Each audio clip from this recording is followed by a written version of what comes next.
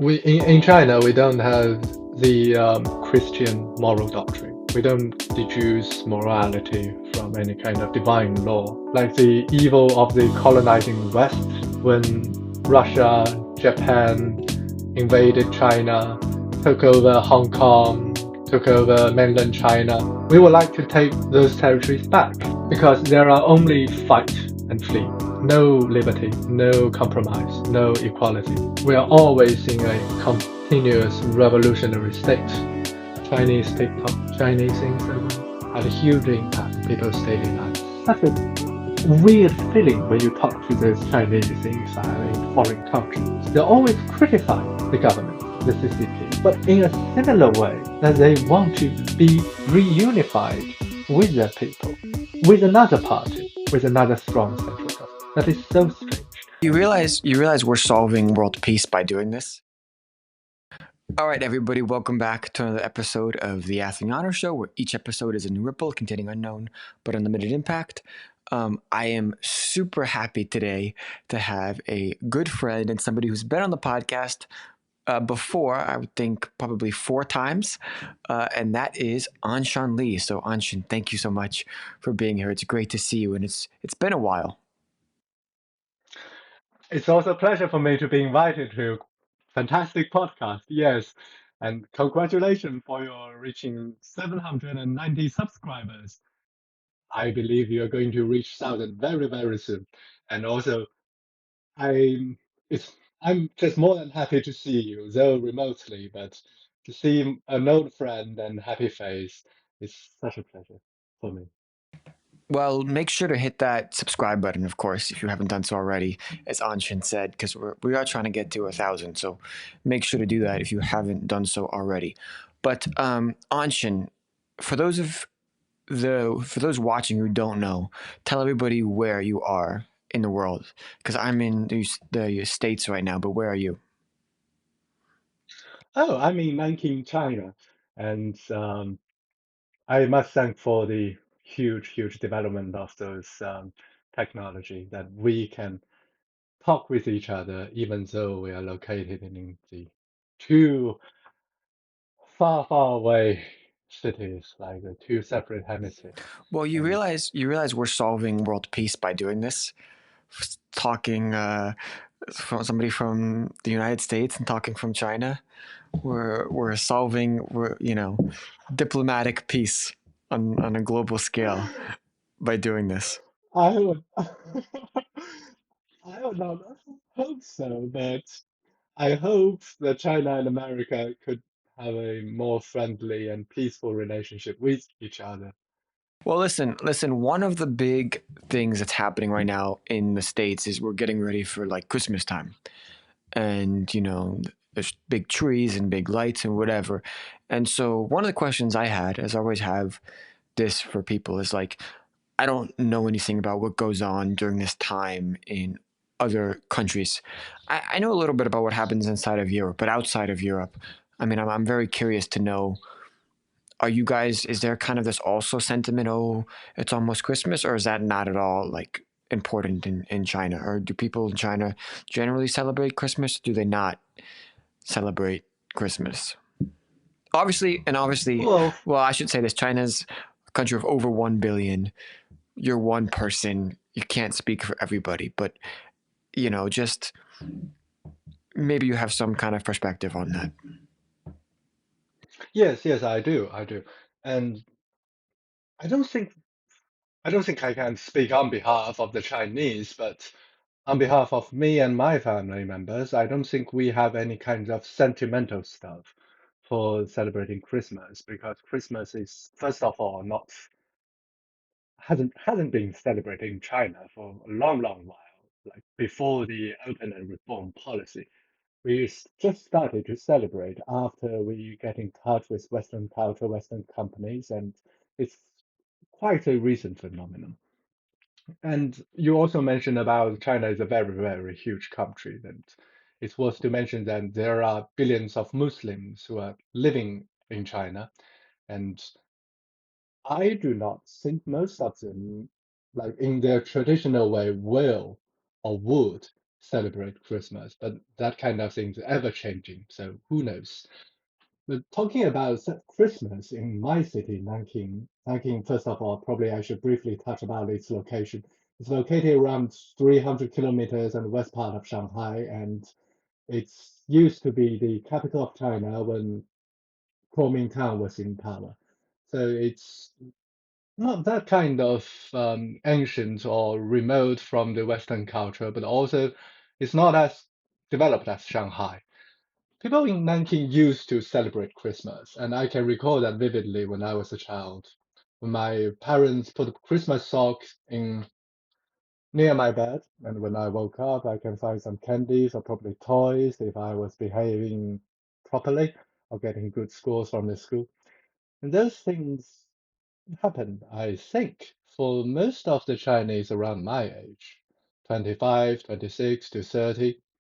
Also, when I was in middle school, and we used to organize some kind of celebration in our class, do some quizzes, bring each other some gifts, and probably even there's kind of interclass or intergrade, seventh grade, eighth grade, intergrade celebration. People just go to each other and say Happy Christmas. But now I think now it's 2024 and it's quite different, I think. First of all, is the rise of populism in China. And I think it is a very huge problem. If I have time, I wish to discuss it more in the later. But the second problem is the economy. The people just don't very much have the confidence and have the financial support to let them celebrate Christmas because there are huge celebration. There is or probably there are huge celebrations afterwards. The New Year, Chinese New Year, those two very important things. And I think the third thing is a psychological one, and it's closely related to the COVID. I think people's mental mind or people's view of celebration, etc., those kind of activities has been dramatically changed after COVID. People just probably are more anxious and more depressed, and not that kind of happy and prosperous anymore. And it's also a very huge topic that, if you allow me to touch upon it.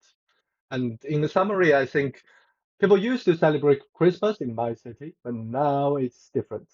There are rising of populism, which means they are trying to focus more on traditional Chinese holidays and activities, and also their financial. They're limited by their pockets. They can't. People just don't. People used to organize big parties, probably organize only small parties, and people used to organize small parties. Now try to organize zero parties, and also people are getting more and more depressed and anxious. There's so much there that I wanna ask about, and there's kind of a lot of like pop points that I'd love to go on tangents about. But I do want to ask, what is the dominant like religion in China for those who don't know? I mean, what is the dominant religion that is practiced? The dominant religion that is practiced in China. Before I answer that question, I don't think I am the good person to ask because I am living in the forest, which I cannot see the forest. I can only see trees. Whereas you, as an outsider, you can see the whole forest from a from a wider angle, which means the question probably should be answered by foreigners rather than Chinese. Okay, well, what is Because hold on, like yes, what do the official statistics say about what is the most popular or widely practiced religion in China? Maybe those statistics aren't exactly correct, but I mean, what is the prevailing wisdom, or do you know? I do not know the statistics, but if you want my answer, I have two answers. One is in my city and in the areas that I've lived in, I would say Buddhism. Buddhism is the dominant religion in the Han Chinese, and also widely practiced, accepted by Han Chinese. But if you want to ask what is the religious practice for most of the Chinese, I would say money seeking, because rather Did you than say did you wait, believing, wait, did you say money seeking? yes, money Okay. seeking. Because I would say rather than trying to think reflectively on themselves or to think about the problems of prenatality and um, fertility and mortality, those kind of stuff. They would like to try to live the best possible life in this period, which means they want more money, more food, more wine, more better cars, better houses, and that's the way when I see people go to religious institutions, and It sounds like you're yeah. describing American culture then. If money making is the main religion, that sounds like American consumerism. Well, I'm not very familiar with American No, I'm consumerism, kidding. but I'm kidding. But I mean, okay. isn't everybody to an extent? I mean, driven by money making and like. But I guess you were saying that kind of culturally or officially, Buddhism among the Han Chinese is generally the most like most people identify with Buddhists or would say they're Buddhist if they had a gun to their head and said, "What religion are you?" No, what I meant Buddhism is when people want to have some certain kinds of religious belief, when they are living some kinds of uncertainty, or when they are afraid of their afterlife, they the religious practice that they would like to seek is Buddhism. Because first of all, Buddhism is has been rooted and developed in China for thousands of years. Like in the Han Dynasty, people have been coming from India and try to teach people, try to preach Buddhist doctrines and idea to Chinese people. And also, Buddhism is the main idea, from my understanding of Buddhism, is to release pain and suffering. And there are as much pain and suffering as possible, as you can imagine in China, I believe. So people want to release their suffering and pain. And the most important thing is I'm just speaking of Han Chinese people and those areas located near Shanghai, Jiangsu, Sichuan. No, not Sichuan. Sorry, while Zhejiang, those three provinces that is quite closely tied up together, very close to Shanghai, like Shanghai, Jiangsu, Zhejiang. There's well two provinces and one city. People practice Buddhism most in these areas, but to speaking of other provinces and much larger like Xinjiang or Tibet, it's definitely not the case. Though Xinjiang used to be like probably hundreds of years, probably before Tang, after Tang Dynasty, there's still hundreds of Buddhist kingdom in that area, but now it's totally different. And speaking of Tibet, they do believe in Buddhism, but a different type. They have a Tibetan Buddhist doctrine. Rather in mainland China, it's another type. I have to Google for the name, but they have very different teaching.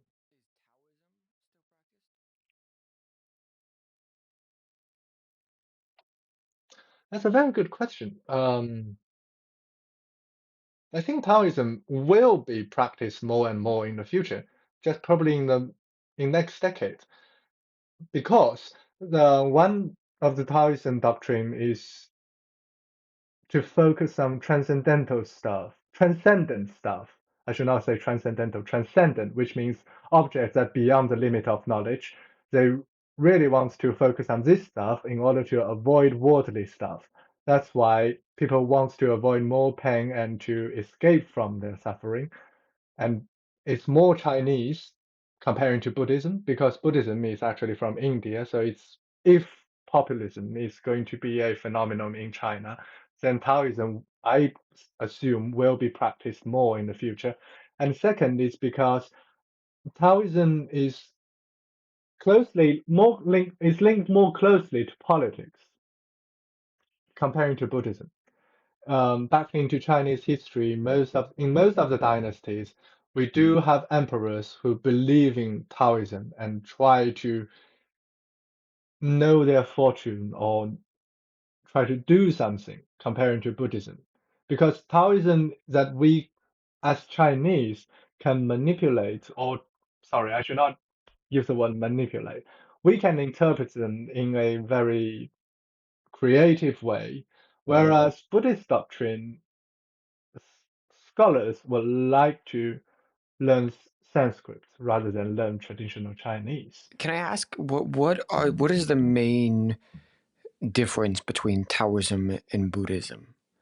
Is there a main difference, or are they just completely, you know, incongruent, incompatible? Um,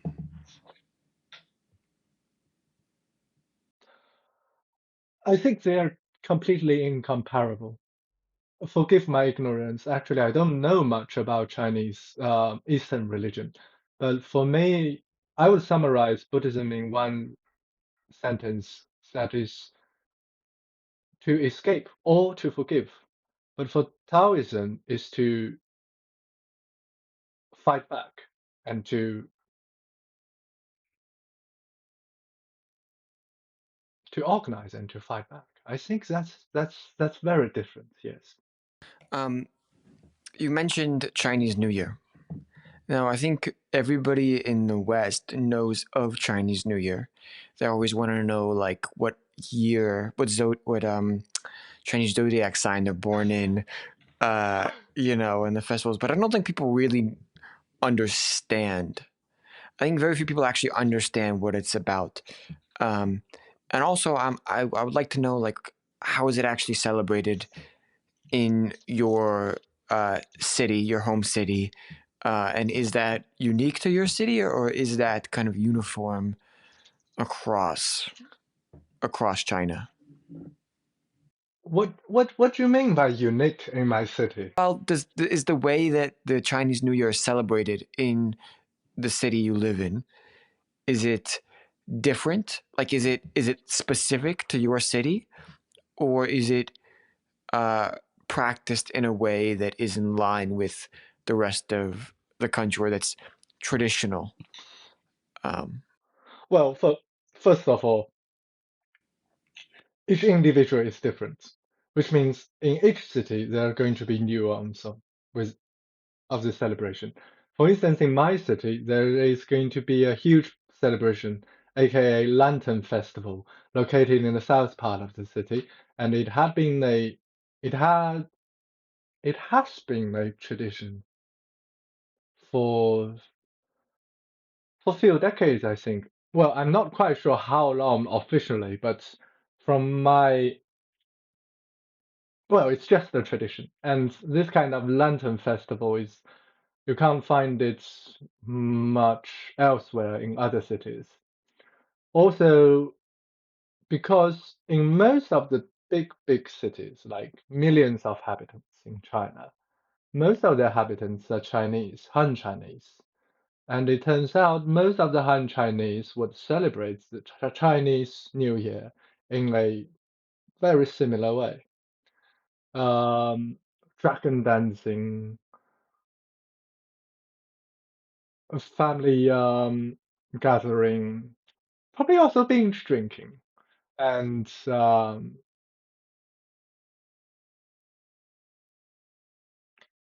those activities actually I just can't find much descriptions of those activities because um, you just mentioned that Western people are so confused of most of the Western, well, some of the Western people do have confusions of the naming about the naming of Chinese New Year. It's a very simple system. We have 12 signs dedicated to each year, and when one circle goes around, we just started another from 1 to 12. So you can count it in a mathematical way. In the first one, we named it as mouse. In the second one, we named it as oxen. In the third one, we named it as tiger, uh, so on and so on. And when we go all around to the 12th one, then we go back to the first one. That's basically how it counts. And there are no meaning on those signs because they are just signs. They don't have any meaning. So they're just kind of placeholders for the years, but they don't actually mean anything. Yes, yes, indeed, they are just placeholders. And in Tibet, they do have similar calendar system, but they count it differently. Instead of using just one, how should I say it? One dossier of animals, they use two dossiers. One dossier which have animals placeholder inside, and another dossier which has elements placeholder inside. And they just combine these two together and to run their kind of calendar system, New Year system. And it's some kind of mathematical way to try to for people in the past try to know, okay, what are the placeholder of this year? It has no, I don't think, I would argue it has no meaning after all, but some people may interpret them as um, evocational signs. Presumably, people born in the dragon year will have a dragon spirit, but it's very hard to define what dragon spirit it is. Also, it's very hard to define what mouse or mice spirit it is. So if people assume if people believe for those people are born in the mice or mouse year have a vicious or negative spirit, then there would not be so much birth given in these mice or mouse year. But there are, so I don't think they do have any meanings. They're rather just placeholders. What is your personal favorite part of Chinese New Year? Like what? Well, first of all, what is it? What is it called in China? Is it called literally Chinese New Year, or is it just called New Year? Or is it does it have a different name in Chinese? We just call it New Year. Of course, we don't add No, of course, of course. the emphasize the No, Chinese no, no. in But front I of mean, it. is there like um, there's no? It's just New Year's. Yeah, they're just New Year's. Before we use the Western calendar, like to say, well, since the birth of our Lord Jesus Christ, we don't have that calendar, so we don't have the New Year in the traditional in nowadays traditional sense, which means back into the 18th or probably 17th century, when you ask people in China what's the denotation or what do they mean when they say New Year, they will definitely tell you. Of course, that's the started of the Chinese new calendar.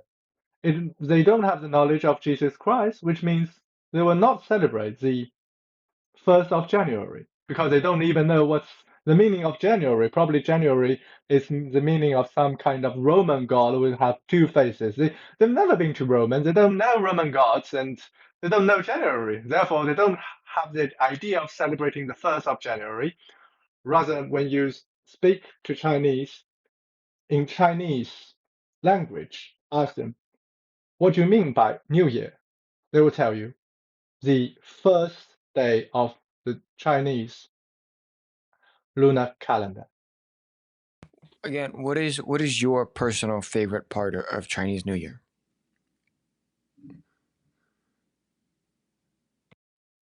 What do you like about it the most, or do you even like it? I don't know. Maybe I'm assuming that you don't that you like it, but maybe you don't like it. I don't know.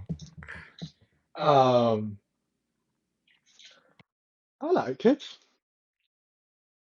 I like it. What is my? Hmm, there's just so much. fun. There and so much interesting activities. I just can't tell you which one is my favorite. I mean, all those kind of interesting activities that you can find on social media and stuff, they're all very interesting. Okay, okay, I understand. Um, Listen, you mentioned two interesting things in when you were talking about Christmas in China. You mentioned about the rise of populism in China, Yes? and then you mentioned kind of the effects of COVID. Um, Yes. People still feeling that, and I would love to dive into both of those subjects. Maybe talking about COVID because I don't, it's such an interesting thing to me because obviously it originated in China. So we you hear a lot. Oh, it's the virus came from China, which it did come from China, but like you know, uh, Wuhan virus. right. And I don't think people. It was almost like we were seeing it on the news, and it was in China. It was really bad, and then just like it was gone. It felt like China had just finished it, and I think people didn't understand that like it was still going on for in China for a while. So I mean, could you just give some kind of inside perspective about what that? I mean, were you even in China for COVID? Well, for me personally, it's a very, very, very unpleasant thing. And I was in China during part of the COVID lockdown. And in China nowadays, people are talking the COVID period as the 3 special years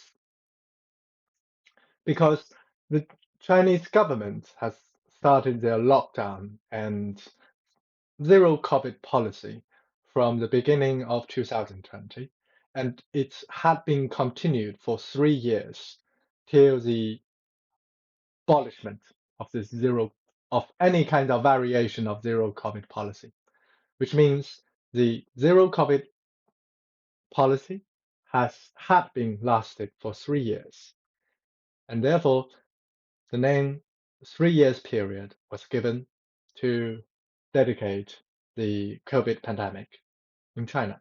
Wait, And it's very three different. 3 year Yes, period? yes. How come? Oh wait, because the lockdown 3 years special period. because the I'm lockdowns. translating that from Right, Chinese. right, but the lockdowns were lifted. Explain to me again why it's called the 3 year period. Oh, yes. It is because there were zero COVID policies. And for the reason why I use a plural form, because it is not one type of policy. In the beginning of 2020 and also in 2021, the not only the government, but also people like me believed that the COVID can be contained, and it can be contained by very strict method of quarantine, mass test, etc. It just can be contained. But afterwards, after those variations of um, the bacteria, people started to think, well, it's getting more and more common, like normal flu, normal. Get they just for people who had COVID, they just feel like they had a very bad cold, and it's just very hard for them to realize they do need to quarantine themselves, and it's getting harder and harder for the government to contain the spread of COVID. And therefore, they started some variation of zero COVID policy, for instance, to make sure there are zero increase in one city in one day, or to make sure there are zero reports of new quarantine members in one city in one day. It's just like rhetoric things to massage with the figures.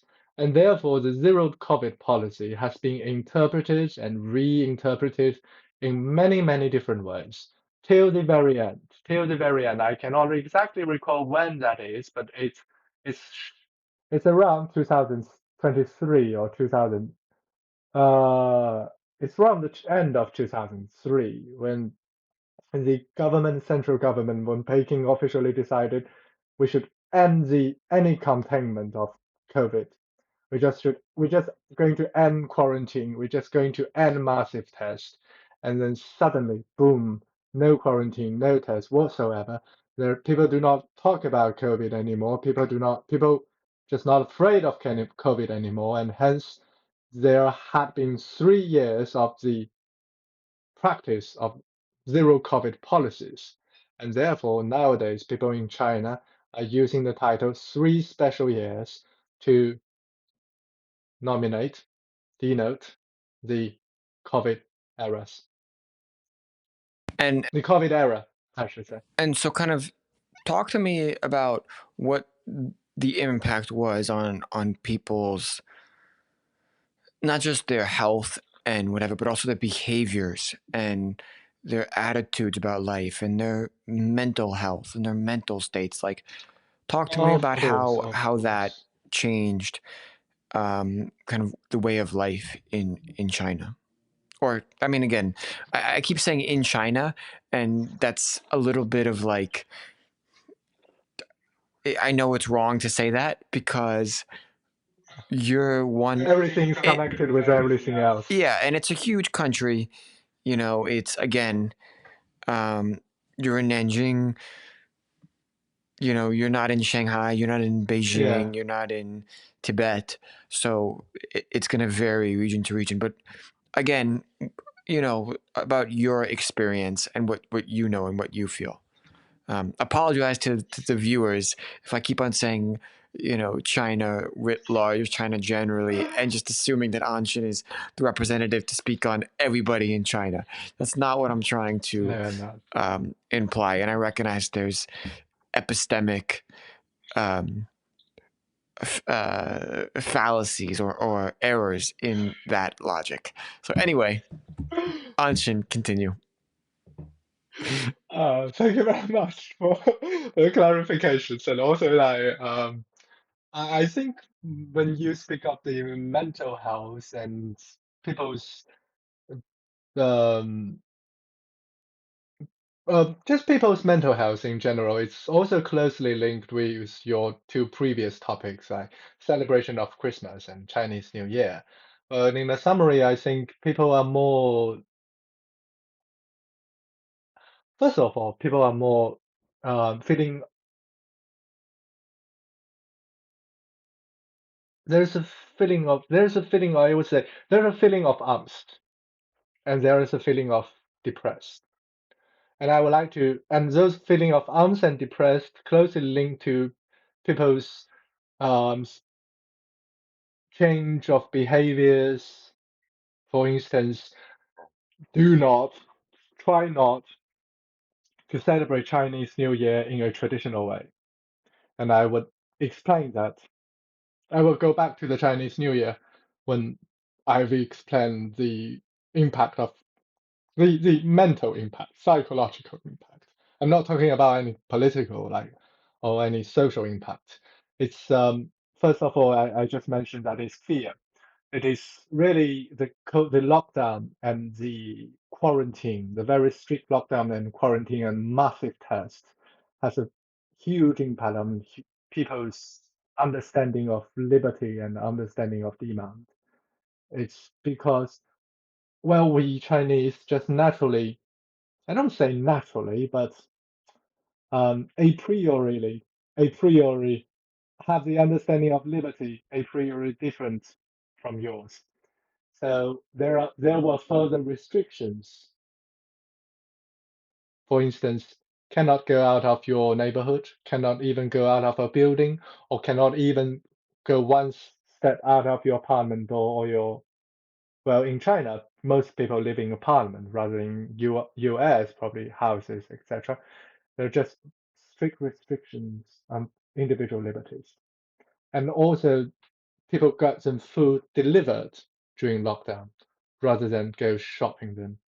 We have some kind of social organizations try to deliver food to those people in quarantine. And even when those people are not in quarantine, it's very hard for them to buy food and Lebensmittel. I don't know how to say Lebensmittel in English, like the necessary living materials, like living like materials, clothes. living materials, Yeah, yeah, just living materials, including clothes and those very supplies, necessary and things. like yeah, Supplies, yes. It's very hard for them to get from free market because most of the market were closed due to quarantine. And also, if you buy them from, if you use online shopping, it's very hard for you to get your parcel delivered. Also due to quarantine and restrictions, parcel needs also to be clear and first cleaned and second cleared, cleared by special organizations and cleaned with alcohol or cleaned with some kind of sanitizer before they can be delivered. So it's both very hard to get in physically and also get goods delivered digitally, and which means they just lost confidence in free market economy. So they just want to save more for potential uncertainty. People started to save money and to save as much as possible, try to avoid those kind of uncertainty in the future. And it just probably it results in a deflation. And the deflation had already been started a few years before.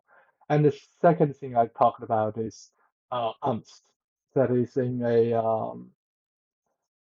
Heidegger's sense, that is the alienation from your inner self, from your awareness, from your self-awareness. Because when you basic needs are threat, when you basic living, when those living, when you can't get your basic needs met, like what's that kind of hierarchy?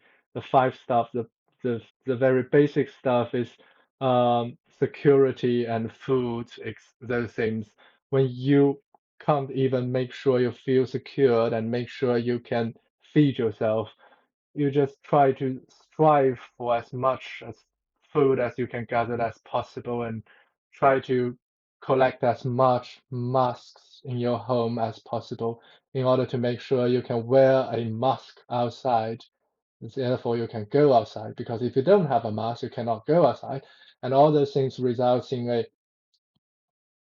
so they just can't they just don't have the energy to focus on their inner self. They try to go with a mask, go with a policy, go with whatsoever outside themselves. And also, people lost physical contact. We lost huge amount of time and amount of possibilities to contact with each other, even close friends. For instance, from my personal experience, when I was in Nanking in 2021, there was several cases founded in the Nanking International Airport. And since when those cases were founded in that airport, I was also traveling to Nanking through that airport within several days of the period in that case was being found. And therefore, for all those people who had traveled to Nanking by airplane in this 14-day period, 7 days before cases identified and 7 days afterwards cases identified, all those people has to be quarantined. And one of my relatives also went to the airport in those 14 days, and their family members had also been quarantined. We just cannot contact with each other. And even after even those restrictions had lifted, we are just afraid once we contact each other, and later we discovered actually one of us had accidentally, unconsciously went to some places that afterwards a case had been identified. Then we had to self-quarantine ourselves. And therefore we just naturally castrated ourselves. We just do not want to make contact with each other, even as friends, even as relatives. And this kind of losing contact with each other is even more serious than losing contact with the nature, because humans are social animals. When you're thinking you're losing contact with the nature, naturally you're assuming that you are having contact with the people. But in that 3 years period, people just losing contact with the people. And it results in a deeper kind of fear that is angst. And that is so incredible self-damaging because it's just self-castrating of physical contact, but also of mental thinking, that we are kept to be silent about our experience and kept to think back or lessons could be learned from those things, and therefore resulting in a deeper depressed and alienated individuals in society. So, Anshan, I that's very interesting. First of all, very interesting stuff. I just have a little bit of a surprise for you, as I mentioned, because you are a very interesting tweeter. You tweet a lot of very interesting things. They're very fascinating. I highly recommend all of you guys go follow him at Anshan Li. But when you were talking about self castration, emasculation, it reminded me of a tweet that I saw a couple days ago in which you said, the self emasculation and castration of others around me keep me awake till the sunrise. People expect to be treated as merely a dispensable tool, and they treat others never as an end in itself, a bloody hell. Can you just explain what you meant by that in more detail? Yes, I can. I First of all, I want to find a quotation from Aristotle, which is also quoted from someone else, that is Parmenides. That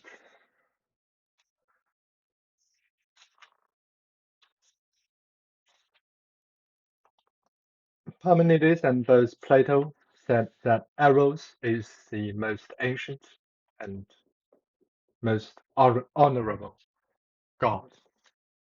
And Eros in Greek's term is usually translated or understood as erotic love, sexual love, etc. And first of all, before I clarify what I meant, I just want to say what I do not meant. I do not speak in a sexualist term or in a um, erotic term that castration is the direct denotation of castrated sexual organ. What I meant is, first of all, it is a active deeds that are done only by individuals, to an individual, for an individual, he or she, himself or herself, relates to his or her very innate inability, that is, to love. And erotic love, if I can interpret that in a different way, I think it is it's like language. We do love each other like we acquire language from our environment. We learned how to love. We developed our sexual ability when we reached our puberty, reached our maturity. Like we are talking to each other in a meaningful way and in a syntactical correct way. Hopefully, though I'm making huge tons of grammatical mistakes, but also in a semantical meaningful way. Like we can understand each other's sentences. And I think that's also the case for love. But the problem is, love is not so picked or not so learned as language. We learned love in a very polluted, very wrongly way because love had been polluted and had been wronged by our history, by our society. Just like Benjamin said, that the civilization is always a barbarianization. The civilization of human beings is always a barbarianization of human beings. There are so much hypocrisy, so much evils, and so much sexual stuffs, sexual interpretations of our ability to love. We do not love each other as human beings. We do not love their essence. We do not love them as a personhood. Rather, we love them in a way that they can satisfy our needs, meet our criterias, that they are interpreted or they could be interpreted or molded in a way that we would like them to be molded. And in that way, that is what I meant we are treating each other merely as means and never as ends in itself. And speaking of self-castration, that is, we are striving both for molding others, but also for molding ourselves in a way that the society will like us to be, or what the environment had, or in a way that in the environment that we are in, that we were exposed, or we are exposed, or we are being exposed, that would like to put ourselves in a way. So we forgot our ability to think reflectively of ourselves, have our self-awareness, to love ourselves. Because only when we are loving ourselves, when we can think reflectively and we can have self-awareness. It's because we love ourselves not as what we've done, not as what we've achieved, not as what we look like, but as a person, as a being, as a as an end. And that's yes. I was gonna say, I know I've kind of done a little bit of a jump roping from place to place, and leaping from one end to the other. But I do think this ties together to the previous point you were making about one of the results of the COVID and this strict lockdown where people are afraid to go outside. People were afraid to, leave their homes, and it created all this angst that people now have. Um, I wonder if there's any kind of social effects right now in China, particularly related to what you were just talking about, love, and among young people, and if there's any issues that young people are having getting out there, so to speak, and meeting other new people, finding love, or just kind of something that you've noticed happening. I can't speak actually from a very precise way because I just lost contact with the young Chinese people. And for you, you might think that I'm actually in my hometown, but for me, I think I'm actually in alienation and I'm actually in exile. I can't give you a very precise and detailed answer, but I can speak on behalf of myself when I'm thinking reflectively. Um, you asked me the impact of the COVID and also how it impacts our relationships with each other. I would say, first of all, from a materialized view, that is, people just don't feel secured. There's an incredibly increase, incredibly increased feeling of insecurity. Um, I don't want to use young people as an example, but rather use my parents. They have an incredible feeling of insecurity about their pension scheme, house mortgage, housing price, because in China we don't have a very good social scheme, so a pension scheme, and therefore people actually in China using buying properties in order to save money or in order to do it as an investment, like you pay money for your social security. But one day, of course, not one day, but currently the housing price is declining in China, which means the pension, indirect pension, are declining. And also there are changing social health care system, and there are reforms. Not people are just not quite sure what's these reforms are going to lead or end about, and also resources, children education, resources about child's education, kindergarten, primary school, middle school, and it's getting more and more expensive. People are feeling more and more insecure and insecure about their future, not only about their future, but also about their children's future.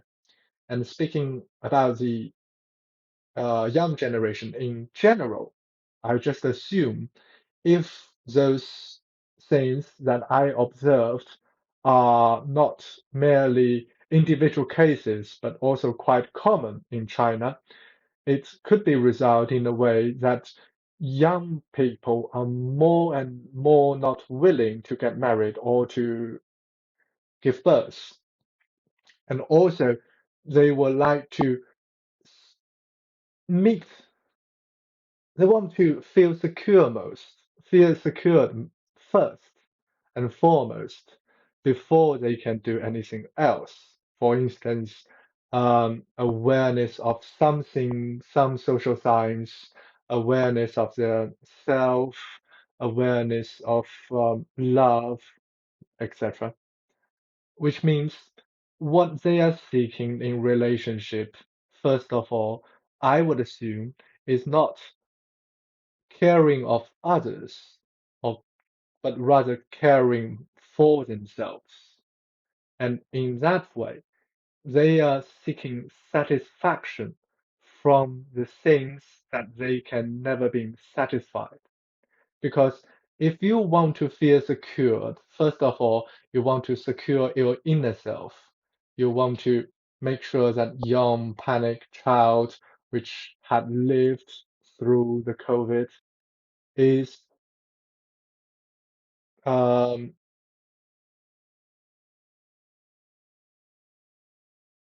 is no longer trapped in that period. But you can't release or you can't I don't know how to say it. You just can't see yourself in the mirror because whatever you see in the mirror is something else. You must see yourself in yourself with yourself, which means you can't see yourself in anyone's eyes. You just can't find love in anyone's eyes. You have to find love in yourself's heart and in your own mind. And therefore, I would say about young relationships, people are getting more and more less serious about each other and just huge change of family structure and it's not only related to COVID, but also relates to one-child policy. The one-child policy has created a massive change in Chinese family structure. That is such a huge decentralization that people have not been aware with. Um, Also related to Chinese New Year. When you ask me the question, what do I like most? When I celebrate the Chinese New Year. I was just thinking all the celebrations was gone. It could never and will never come back because there's huge family structure that were used to celebrate together when the elder was still here. I just can no longer be the case. I do not have any siblings, and my parents have very limited siblings. And presumably in the next generation, some of us are never going to have child anymore, and some of us probably, if they can have more several children, those children will be developing a totally different environment, totally different society comparing to ourselves. And therefore, the traditional Chinese New Year was celebrated in the way that based on huge family structure, traditional value, farmer-son relationships, all those things had been changed and could never come back, could never come back. So, um, relates to also talking back to the to youth relationships. I would say it's just so different. It's it's going to be in a dialectic movement. Listen, when you were talking about, well, okay, kind of this wider social trend in the U.S. and in Western Europe, I would say, is the rise of this OnlyFans concept, and pornography has really taken off. Um, and part of me, when you were talking about the effects of COVID and this angst that young people have, and this mistrust, um, part of me wondered if that can explain kind of the rise and use of these, what I would call, internet relationships, where you don't have to do anything and you can imagine yourself having these intimate relationships just from your room in the dark, or from your bed without having gone outside. And I know, you've thought a lot about philosophy of love, and theories of love and such. And I wondered if you had any opinions about why these such things have really taken off, and what explains, um, why, I guess, you know so many people have turned to it. And I think too, like your point about the objectification of others is very, pertinent to this phenomenon for sure. But I'm wondering if you have any other thoughts.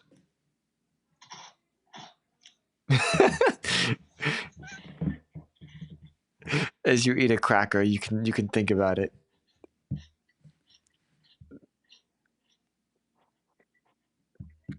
I mean, is there even OnlyFans, like, is something like OnlyFans even allowed in China? No. OnlyFans is not allowed, officially allowed in China, but I think just a few days before, some people discover they can visit OnlyFans website without special techniques. But though this kind of format, those kind of format do not officially exist in China, it had been unofficially existed before COVID. I think it's I I don't know much about these online content materials and those creative creative stuff, to be honest. Sure, but it plays into kind of a wider theme of.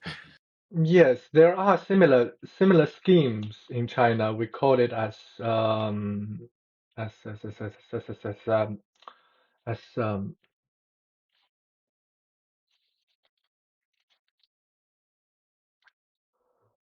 Buddhist prostitute, I would say.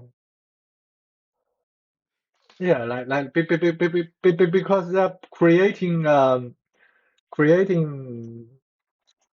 content in a way that Buddhist has reached. Um, what's the name of that in English? Like they can no longer look, they can no longer suffer. Like for the Buddhists who reached that kind of state, but rather than go, yeah, yeah, like enlightenment. When they are enlightened, but they want to save more people, they become Buddhistavia. And in China, and also Buddhistavia used to be a male phenomenon in India, but it has changed into a female phenomenon in China. So when you visit those temples in China, when you see a Buddhistavia, it's always depicting a female figure.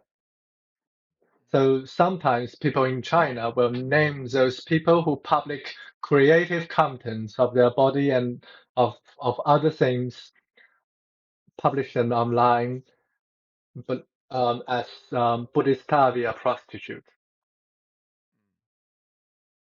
not Buddhist But prostitute, even sorry. even I mean even just beyond the specifics of this in China, I mean what are your thoughts on the rise of, because there's a lot of stats out there that young people are increasingly lonely, uh, that they're increasingly not having relationships, that increasingly obviously usage of pornography and stuff like, I mean, I think OnlyFans at this point is basically pornography, but maybe that's something people would disagree with. But it's the kind of the use of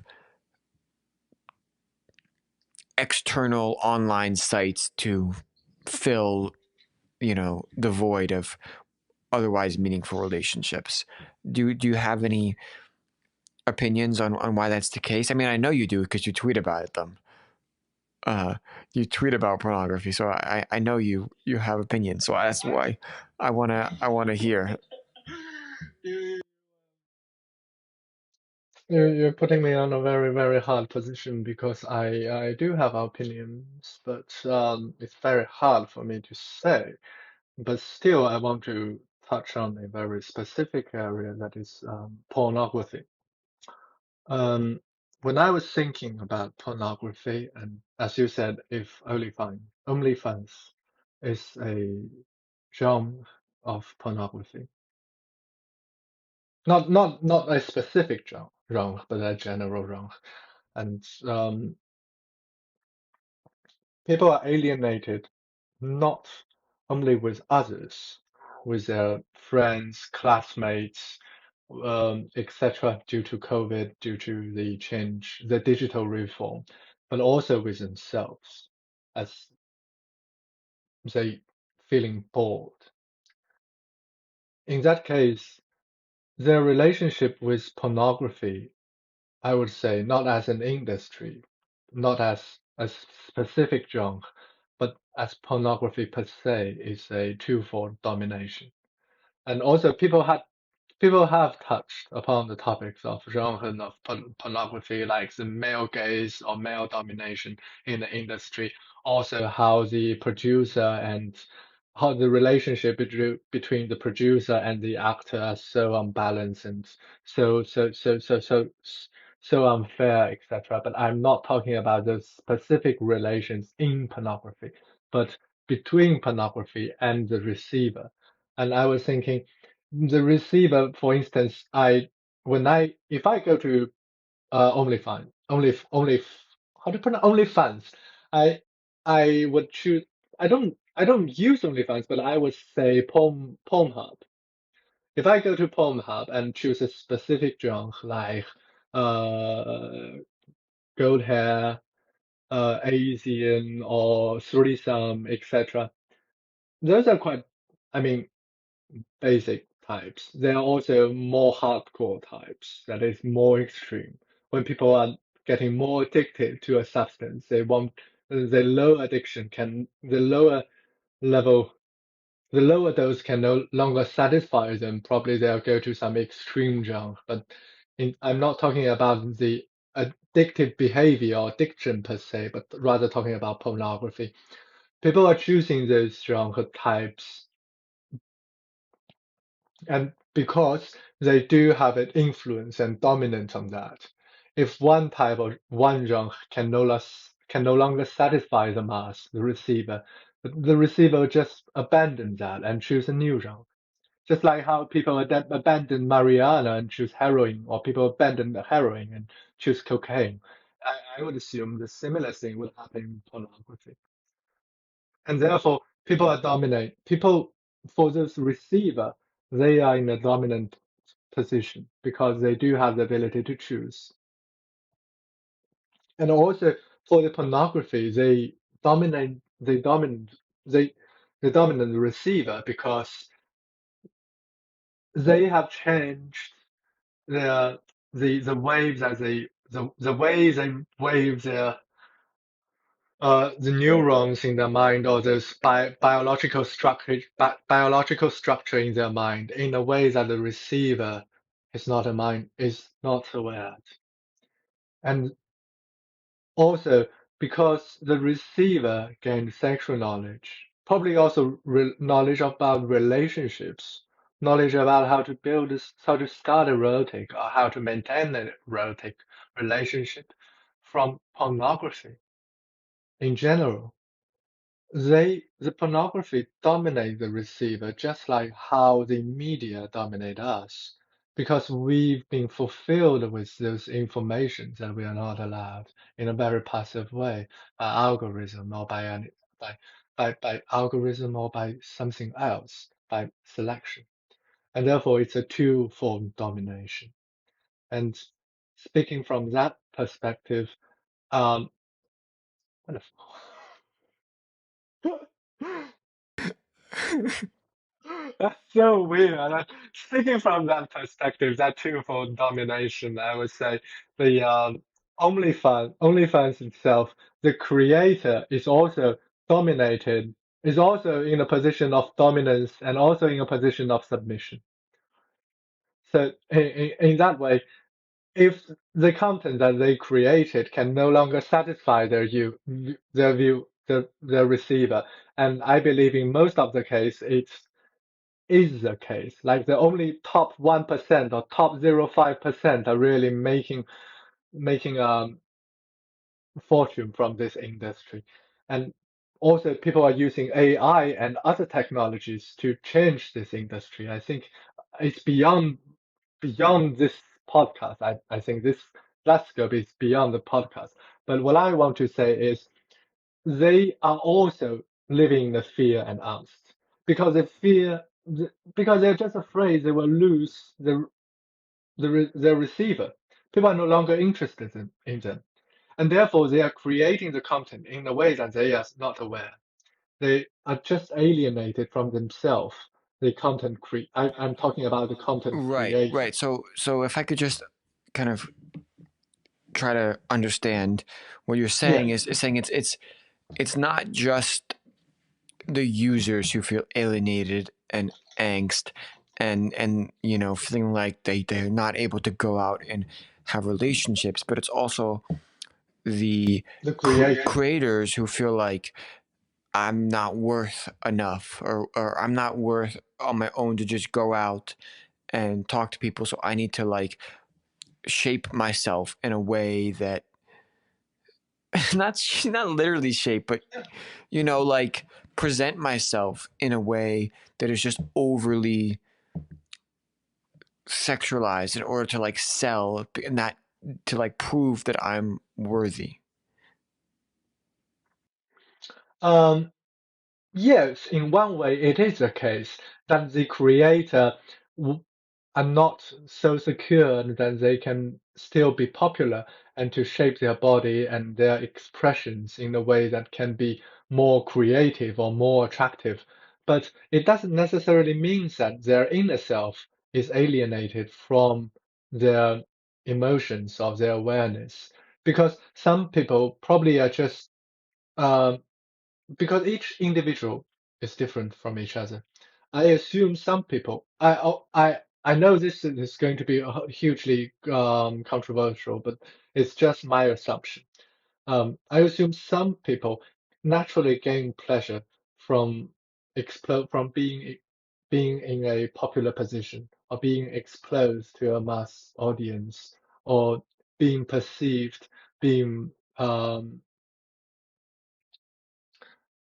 being prayed or being whatsoever by as much audiences as possible. So probably in a way that they are not alienated from themselves because that's the true expression of themselves. But I think that is not a universal phenomenon. Just like not every not everyone of us would like to stand in the center of the stage. There are I, I just I just assume there are some, or probably many creators that do not want to express their bodily exposure, or their inner self, like how they want to be treated, how they want to be gazed at, how they want to be understood in the way that they are created in that content. So I think we can't be too indicative or too extreme in this scenario, because it's um, it's just about human nature, and I am not. I still would like to study and do more research on that topic if I can go to a graduate program. But from my understanding now, I just think it's not the case. It's not completely the case, but it's definitely the case for the receiver, I think. So it's not. It's definitely the case the receiver feels angst and anxiety and Yes. whatnot, but you're not. You think it's possible that the creator feels that, but you're not certain. Yes, I would not sure. I would say probably most of the creator are in the case, because first of all, only the very top, like 5 or 1% of the content creator can really make a profit. And second, the industry is also ever changing. That there are new ways to making them popular, get more exposure. And for those people like the mass creator, they are actually falling behind. They do not have the resource, have the energy, and or they even don't know how to make them um, more popular. So I think that's most of the case for the creator, but definitely not the absolute case. Anshan, I want to turn now because to you mentioned also, and I had this in the back of my head when you said this, but I wanted to get to it. So before I forget, tell me more about the rise of populism in China and what that means, what that looks. What you said? No, no, no. Yes, I just thought, oh my God, I also forgot about it. Yes, Yeah, please. and just what exactly that looks like because I really think that's something most people outside of China have no conception of, don't understand at all. Um, When did I talk about it? you talked about it in the context of why Chinese New Year is being Oh, no, Christmas. Yes. Christmas, right? Christmas is not being nobody is celebrating Christmas, and you talked about Yes. populism in the context of that. And when I think of populism, I think of people like Trump and Orban and um, Le Pen in France. But I definitely don't think of Xi Jinping and this and so No, it's not. It's not that kind. It's not that kind of okay. populism. Please explain what you meant Of by course. the rise of populism. I can still recall that when I use the word populism, I said why Christmas is getting less and less popular in China. And also I mentioned that Christmas is a very modern phenomenon that has been known by the Chinese people probably just a few decades before. That's because the open and reform policy only started a few decades before, like 40 years before. And before that, the Chinese people were so poor and so ignorant and so violent. And just after the Cultural Revolution, it's just a chaos. So from first of all, I want to talk after I briefly touch about the history, and first of all, I want to talk about the topic that is might sound a little bit unrelated to populism, but it's very important. That is moral education. Um, in China, we don't have the Christian moral doctrine. We don't deduce morality from any kind of divine law, nor we we also don't have this French Revolution. We don't we don't have the that we don't have the idea that we can sacrifice. I mean, before before the uh, before the establishment of People's Republic of China, we do not have the idea that we can compromise or we can sacrifice part of our interests, part of our rights in order to be secured and to be protected by a legislative body. And therefore, we neither have a deduced morality nor a induced morality, which means in past centuries in China, people would assume that they can be governed by Plato's philosophy king. If the philosophy king is in, like the emperor in the Qing dynasty, is in the right mind, or is in his right mind, or is well educated, is blah blah blah, then everything would be prosperous. But if it is another case, the king is not a Plato's philosophy king, then everything would be in chaos. Presumably that's the case. And the problem is, it's very hard. The China, I would say, we the Chinese, um, a little bit suspicious of American separation of power and the um, and also we are a little bit suspicious of the divine law. So we use another kind of moral education, that is nationalism. That is to love our party, love our nation, love our people. And the most effective tool for that education is to teach the past, like the evil of the colonizing West when Hong Kong and Russia, Japan invaded China, took over Hong Kong, took over mainland China. We would like to take those territories back, You and even therefore the mentioned, did you mention reunification. the Yes, Japanese in that? yes, yes, Okay. and not only Japan but also US.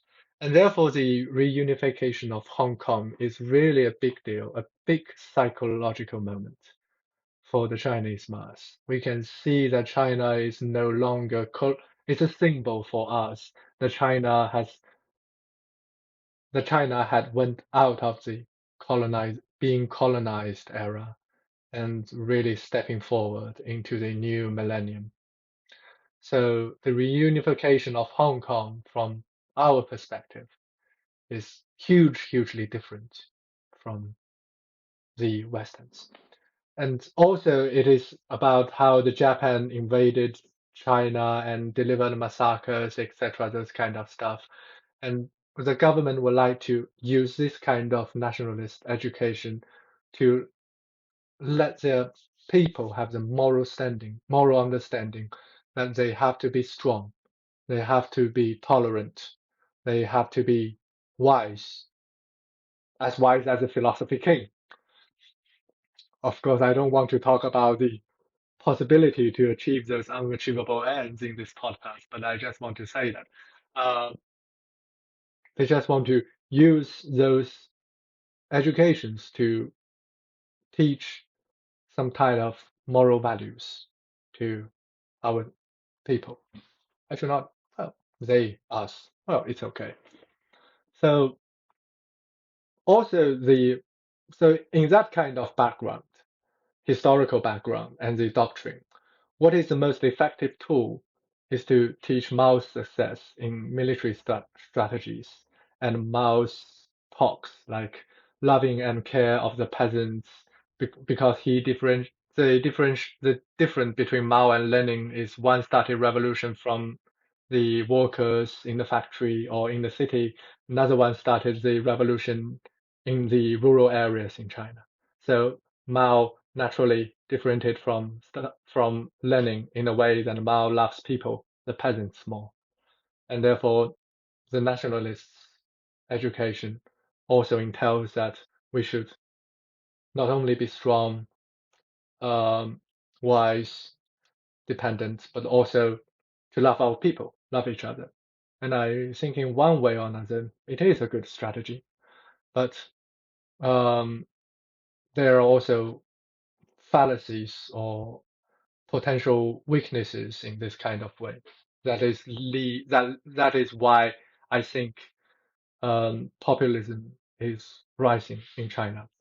The first thing is this kind of education, like colonization, fighting for independence, delivering revolutions, is going to result in a black and white mental mind.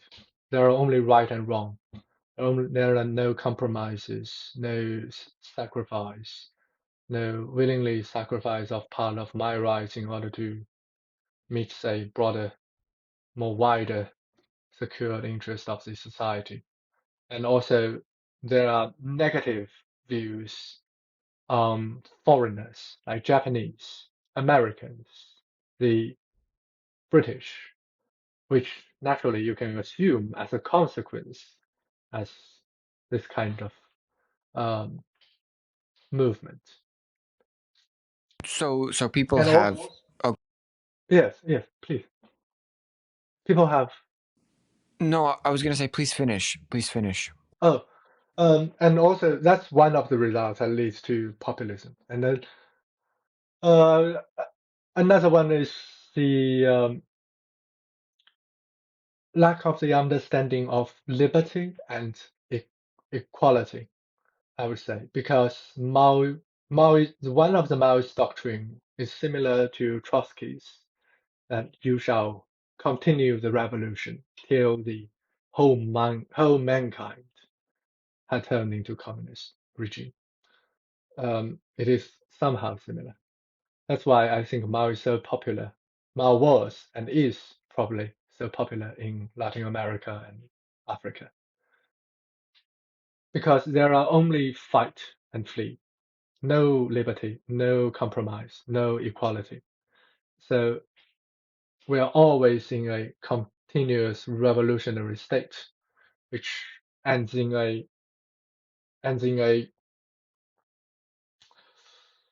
negation of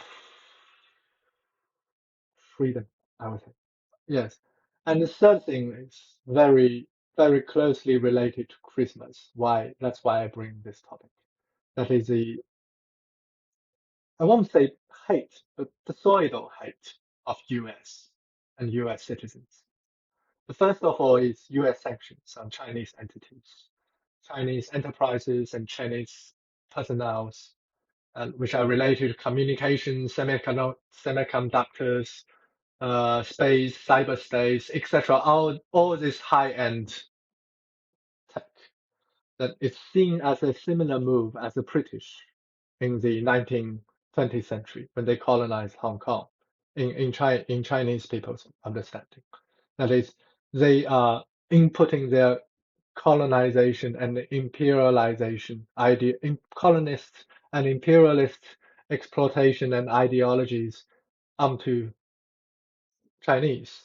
I won't argue that whether forgive me if you find this offensive because I agree with Chomsky's part of his political views that Americans somehow do have some some some some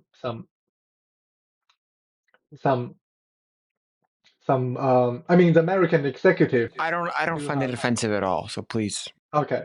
okay I'm just saying that the Chinese people would view those American sanctions and the houses as a colonized power and then imperialist power that want to harm China. And also link back to what I've said, a continuous revolutionist idea is ends in the result that people's nationalist beliefs are reinforced. They want to strengthen the military might. They want to make their tech advantage. They want to have advantages in tech industries or in more industries, in every industry, in as much industries as possible.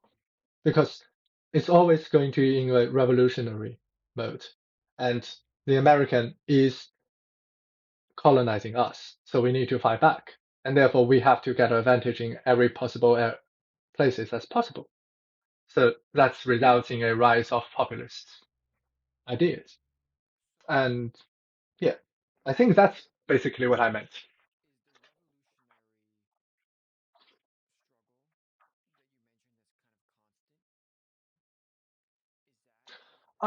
No, it is not.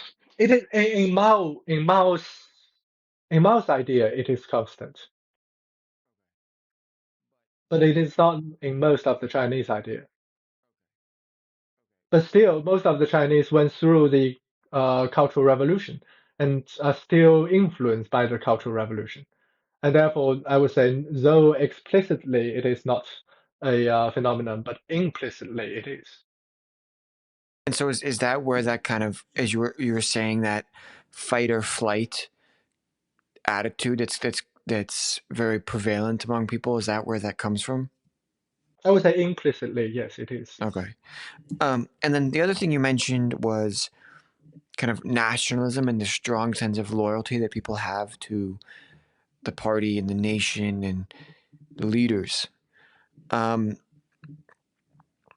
nationalism is this word that kind of gets thrown around, and particularly, I would say, in the academic discourse, it gets seen as a negative term, as a negative connotation, because it gets associated with people like Hitler and Stalin, Hitler. right.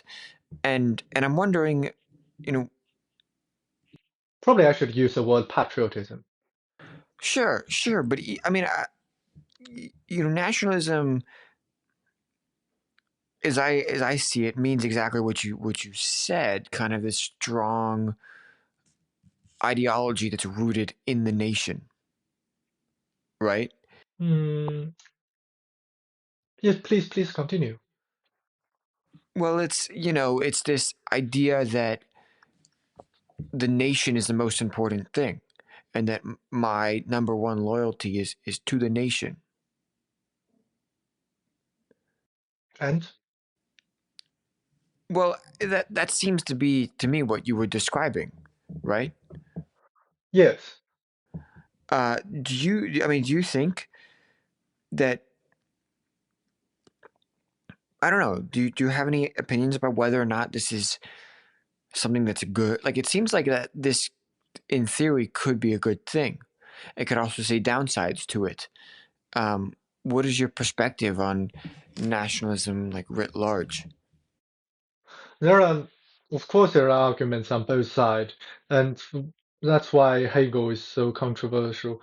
I think his idea of this nationalist guys, those collective ideals, it's very controversial, and people are tending to say that this kind of thing do not exist. Um, it's just a collective representation of individuals' ideals or individuals' things, just like how the free market works. But I think there have been, um, I think one of our professors in the university, Mark Spencer, delivered a talk on YouTube, and I watched it. That is about the whether those kind of collective ideals exist or not. And he argued, yes, it is.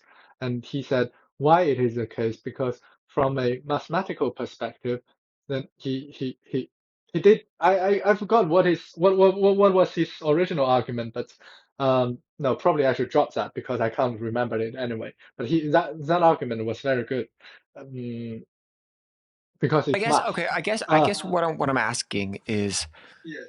um, do people, because of this strong ties to the state, is there this sense, because in the US, right, we have a very strong sense of individualism. I'm doing it for Mm. myself, I'm doing it for my close family, etc. Is that different in China, where it's I'm my purpose is to help and play my role in helping the nation? and the state of China as a whole. Um,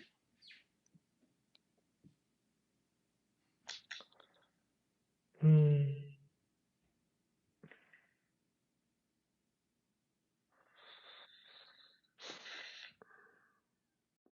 I would say, I would assume that it is definitely the case for those people in Politburo, but it is not the case for us, for my family members, and for the mass, because the idea is just so huge, it's just so incomprehensible that what can I do in order to do the best for the people?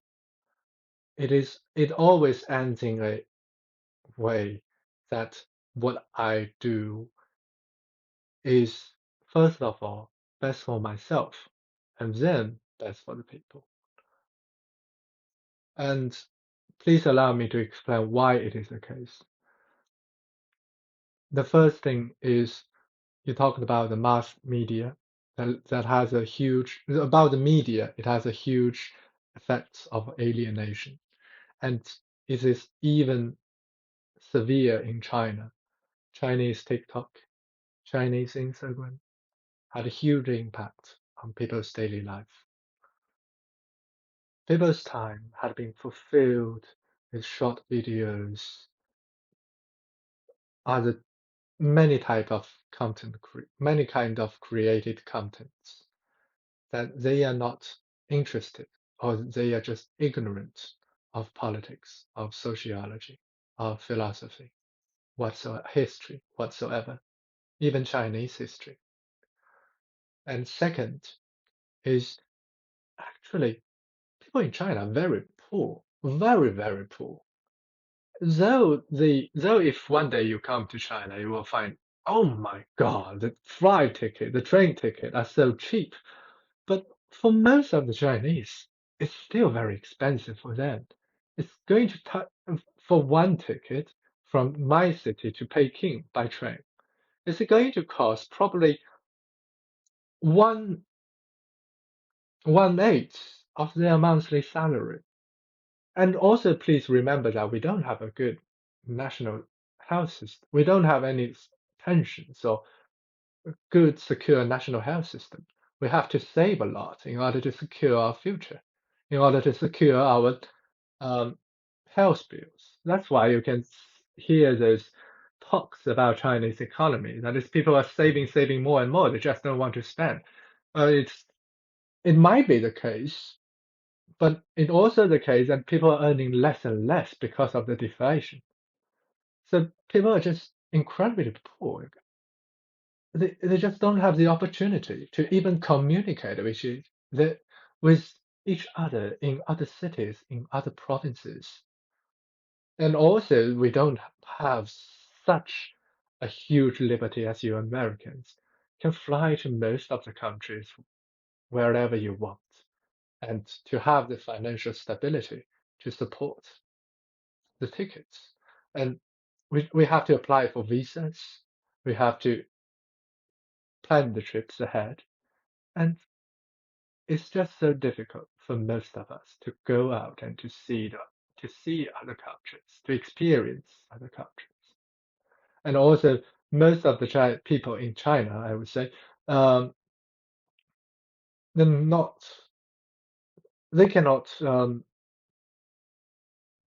course, they are iterate, but in a way that you have this very, very intelligent and incredibly brilliant um, coders, mathematics,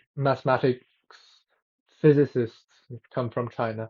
But talking about humanity and um, humanity in general, people don't understand it very much, including me. So we just don't have the physical opportunity to talk to each other, nor the mental ability to understand these topics. And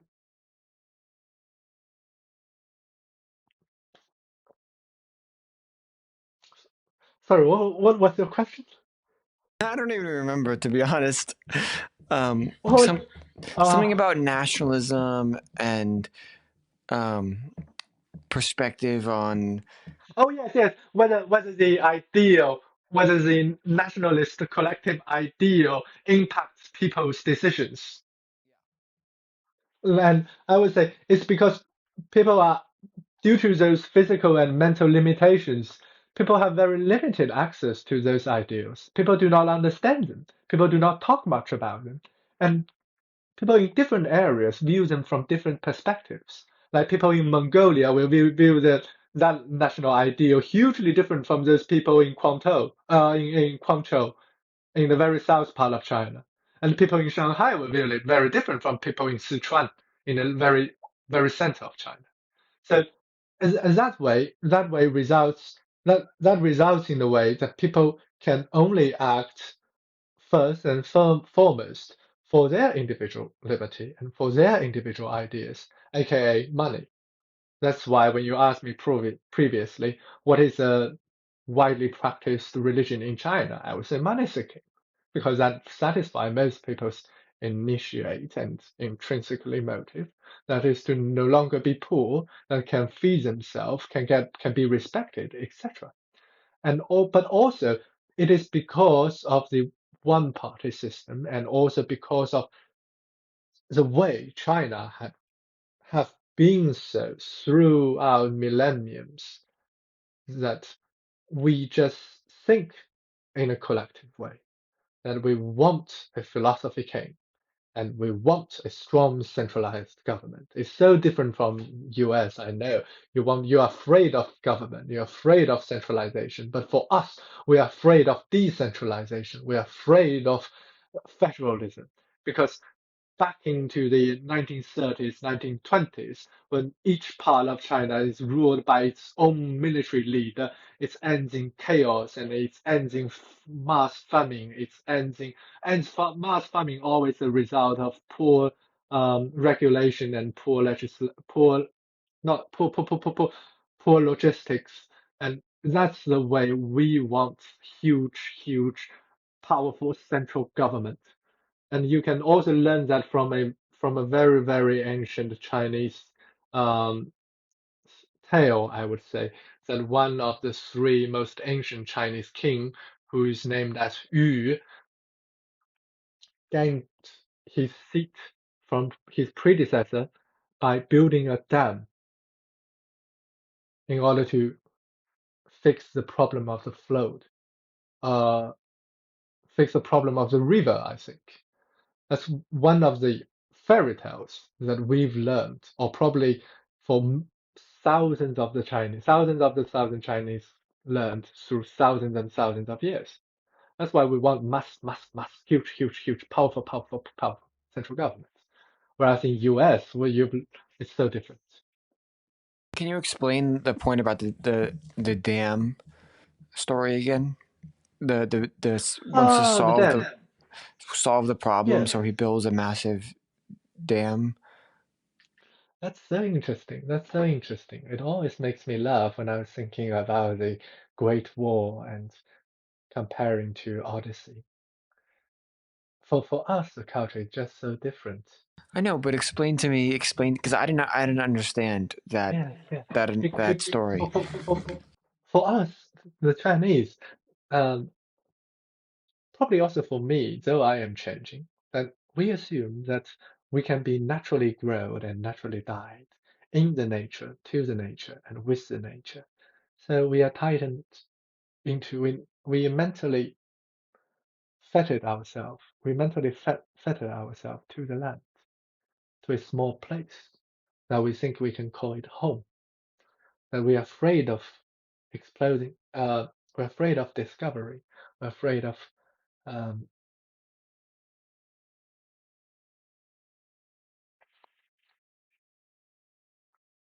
risks, insecurity, whatsoever. We just want to feel secure. We just want to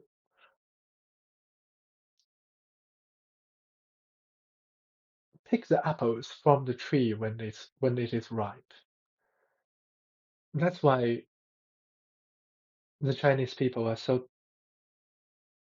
closely tied to their land, to their homeland. That when you see those Chinese artists in exile, you can always sense a feeling of homelessness, a feeling of nostalgia, a feeling of sick of its home, but also wants to reunify, to return to its home. It's such a weird feeling when you talk to those Chinese in exile, in foreign cultures.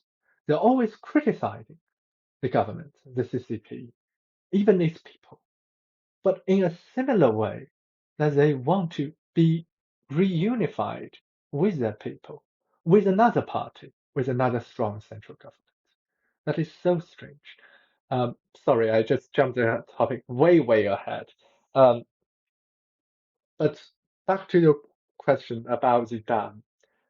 That is, it used to be the case that when it was very warm, most of the ancient Chinese resided in today's Shanxi, or places near in the west part of Peking, that is in the quite north part of China. And in that area, there are not much mountains around. Also, there are not much rivers or not much seas around. Or actually, you can't even see the sea. There are only big rivers, one Yellow River, one Yangtze River. And when there are floods, which means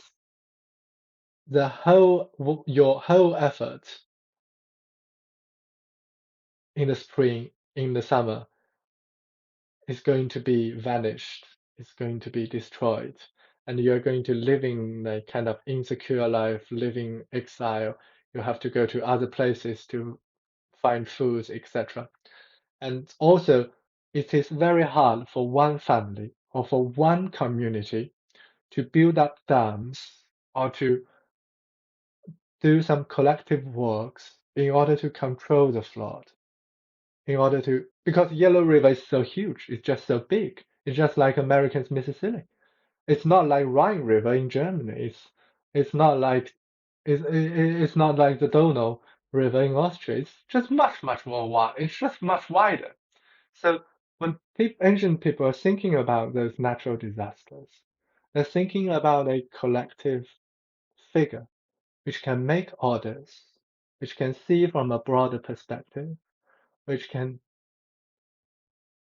e- el- effectively manage different groups from different cultures, different different cults, different families, to collaborate it on a single program to build a fucking dam. That's why we want a powerful, efficient, of course efficient, and also central government. But so the idea is the dam was like in the story was like a symbol of control. A symbol, no, not a symbol, I would not say a symbol of control, but a symbol of security. A symbol of security is that we do not want to discover the outside world. We don't want to climb the mountains to discover what is there in the Tibetan plateau, what is there in beyond the desert in the Mediterranean Sea. We don't want to sail into the Black Sea in order to discover some kind of mysterious golden wool. No, it is not the case. We just want to farm our land to make sure our efforts could be result in a fruitful, in a delicious way that we can eat them, we can collect them, and we can store them in a way to avoid future farming, to avoid future insecurity. It's just so different That's so interesting because from I the mean the Western U.S. cultures. is always like expanding, getting new land, going further, more bounds, uh, and you know maybe it's history too, right? Like okay, number one, Americans have a lot less, I think, ties to their physical land because it's a newer country and doesn't have as much cultural history as China. And number two, we've never had any real wars on our soil since the American Revolution. we've never really. I mean, we had the War of 1824, but like you know, we're not really for a long time. We haven't really been threatened by like people coming in and invading our country and taking it over. The same way that China has is surrounded by major powers and has had periods of being colonized and stuff like this. And so I wonder if the histories play a role in those different perspectives too.